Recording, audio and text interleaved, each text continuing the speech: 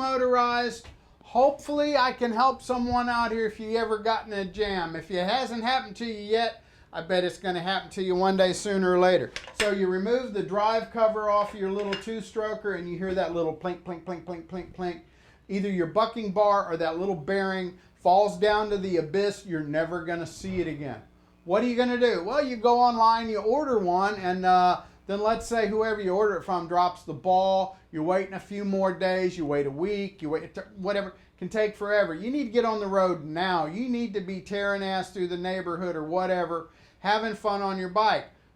We got some options, okay? So let's take a look. Do you have an angle grinder? You can cut your own bucking bar.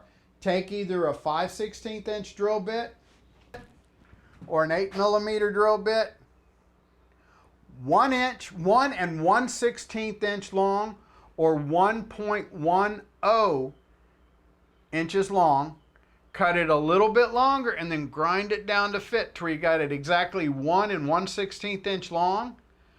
Now, the ball bearing that's in there is 8mm or 5/16 inch diameter ball. Some good auto parts store might stock that, or a good hardware store will have that as well.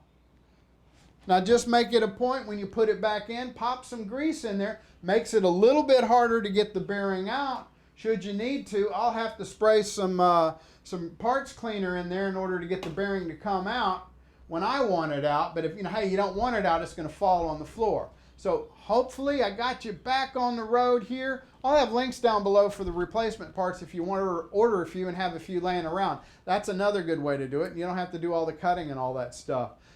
Hopefully I helped you out. If you like my video, give me a big fat thumbs up. Click subscribe. Wear your helmet.